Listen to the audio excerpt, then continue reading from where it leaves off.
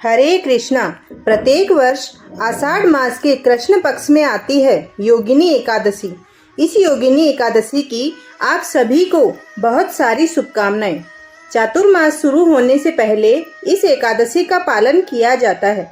यह एकादशी मनुष्य के हर प्रकार के पापों का नाश कर देती है। मनुष्य को भगवान श्री विष्णु की परम भक्ति और उनकी श्रेष्ठतम सेवा प्रदान करती है यह योगिनी एकादशी। इस योगिनी एकादशी का पालन करने से मनुष्य के भौतिक जीवन के सभी मनोरथों की पूर्ति होती है, ऐसे हमारे शास्त्र कहते हैं। और इतना ही नहीं, उसके साथ साथ उसकी आध्यात्मिक प्रगति की तीव्र गति हो जाती है। और इसीलिए आषाढ़ मास के कृष्ण पक्ष में आने वाली इस योगिनी एकादशी का पालन करके एक भक्त अपनी साधना में तीव्रता से आगे बढ़ सकता है। इस बार योगिनी एकादशी आ रही है 2 दिन। कुछ लोग इसका पालन 21 जून को करेंगे और कुछ लोग 22 जून को। पंचांग के अनुसार गृहस्थ लोग 21 जून को यह एकादशी करेंगे। 21 जून को स्मार्त एकादशी है और वैष्णव जन 22 जून को इस एकादशी का पालन करेंगे। योगिनी एकादशी के उपलक्ष्य में हम एक पौराणिक कथा का श्रवण करते हैं। तो चलिए आज की कथा शुरू करते हैं।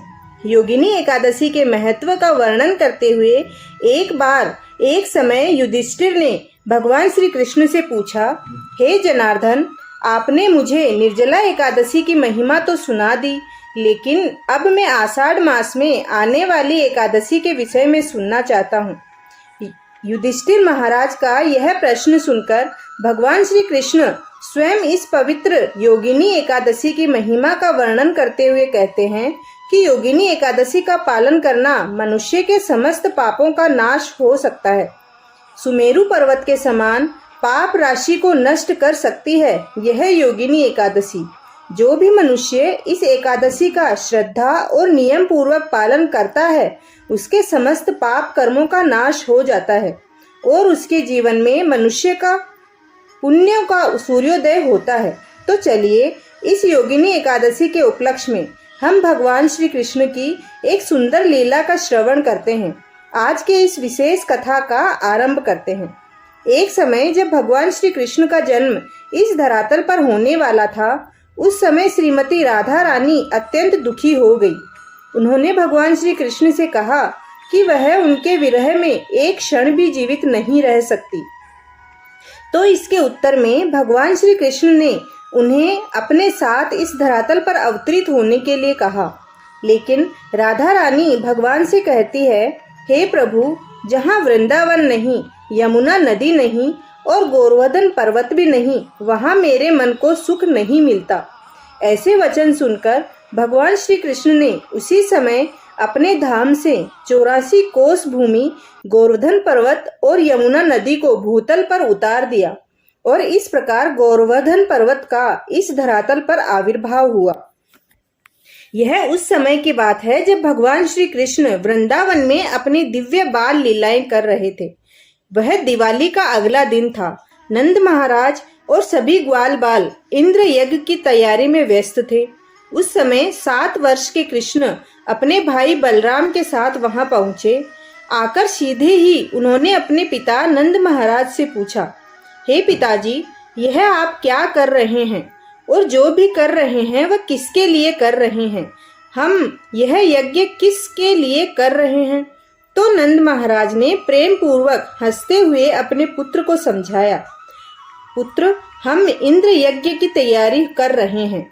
देवराज इंद्र हमें वर्षा प्रदान करते हैं, इसलिए उनकी प्रसन्नता के लिए यह यज्ञ करना पड़ता है।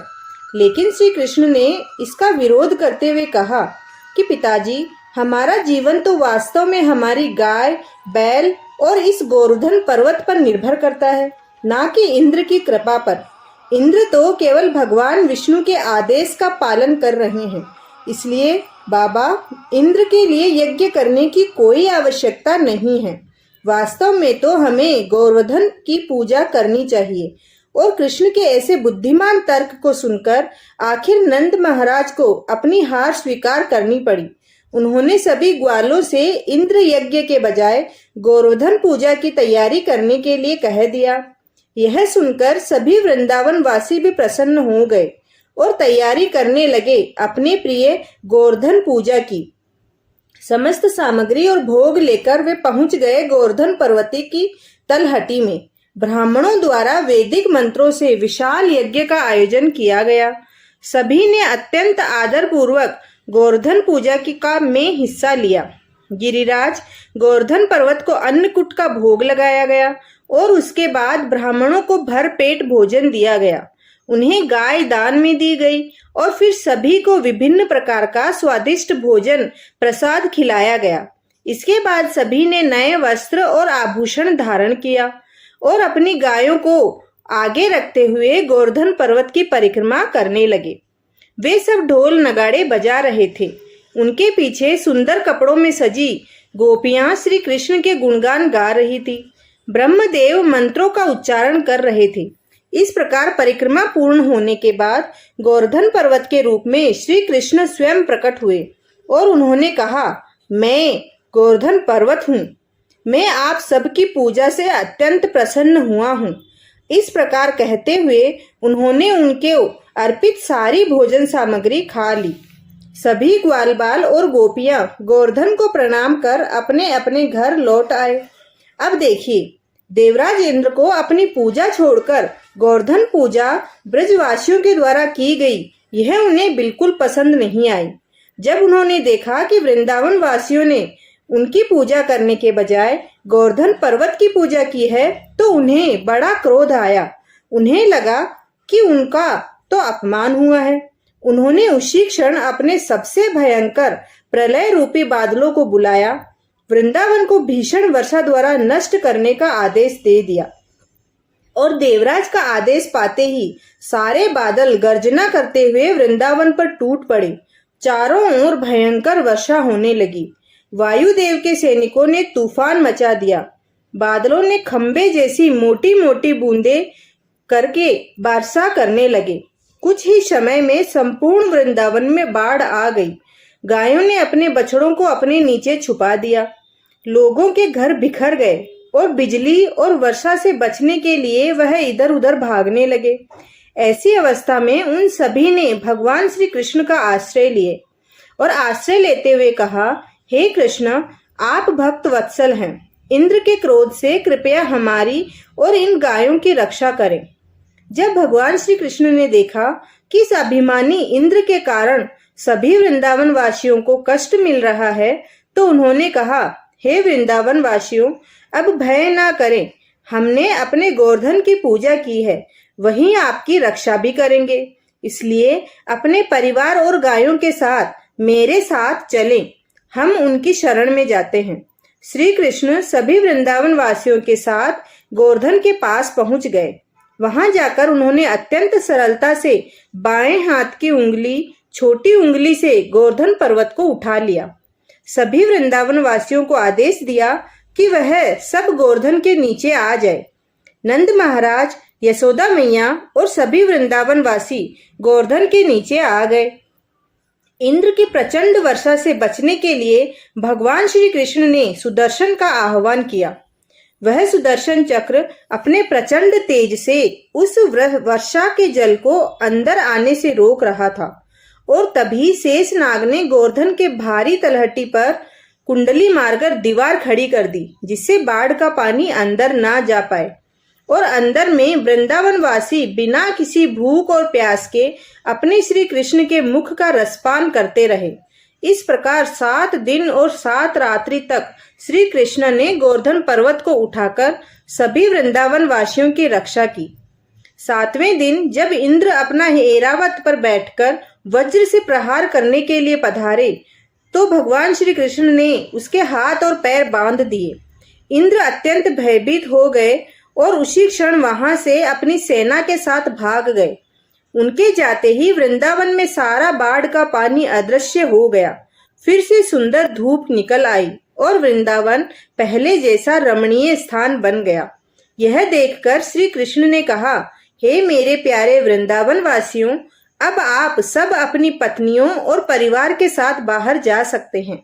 वर्षा रुक चुकी है और बाढ़ का पानी भी उतर चुका है। सभी अपने परिवार और गायों के साथ बाहर जाने लगे। तब अत्यंत लज्जित होते हुए इंद्रदेव भगवान श्री कृष्ण के पास आते हैं। उन्होंने सुरभि गाय को आगे रखा हुआ था और अपना तेजस्वी मुकुट भगवान के चरणों में रखते हुए भगवान से क्षमा याचना करने लगे। उन्होंने भगवान से अपने अपराध के लिए क्षमा मांगी और अपने आप को माफ कर देने के लिए प्रार्थना की और अंत में सुरभि गाय ने अपने दूध से भगवान का अभिषेक किया। इस सुरभि गाय के दूध की धारा गोवर्धन पर बहने लगी और वहां से गोविंद कुंड का निर्माण हुआ। इंद्रदेव ने आकाश गंगा से भगवान का अभिषेक किया और यह जल तब से गोवर्धन से होते हुए नीचे आया और वह स्थान पर मानसी गंगा बहकर बहने लगा, जो आज भी समस्त पापों का नाश करती है। वृंदावन वासियों ने गोवर्धन पर्वत की पूजा आज के ही दिन की थी। इसी प्रथा का पालन करते हुए हम प्रत्येक वर्ष कार्तिक मास के शुक्ल पक्ष के प्रतिपदा के दिन गोवर्धन पर्वत का गोवर्धन पूजा का पर्व मनाते हैं। इस दिन गोवर्धन पर्वत और गायों की पूजा की जाती है। गिरिराज गोवर्धन की परिक्रमा होती है और भगवान को अनेक प्रकार के व्यंजनों से बना हुआ विशेष अन्नकूट का भोग लगाया जाता है।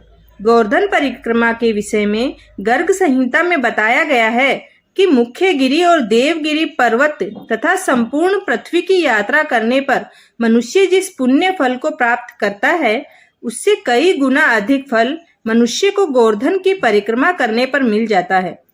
ऐसा ना तो पहले कभी हुआ है और ना ही भविष्य काल में होगा। और यह कथन गर्ग संहिता में स्वयं नारद मुनि कहते हैं कि जो व्यक्ति गोवर्धन पूजा के दिन गिरिराज गोवर्धन की इस कथा का श्रवण भी करता है, उसके पूर्व जन्मों के समस्त पाप नष्ट हो जाते हैं और गिरिराज गोवर्धन की विशेष कृपा प्राप्त होती है। यह कथा हम योगिनी एकादशी के दिन सुनते हैं, इसलिए भक्तों को इस कथा को आप योगिनी एकादशी के दिन अवश्य ही सुनकर इसका रसपान करें। और अगर ये कथा आपको पसंद आई है तो इसे अपने प्रियजनों के साथ शेयर करें और चैनल को जरूर सब्सक्राइब करें और चैनल के कमेंट बॉक्स में जाकर जय श्री कृष्णा लिखना ना भूलें। बोलिए जय श्री कृष्ण भगवान की जय, एकादशी माता की जय। धन्यवाद। जय श्री कृष्णा।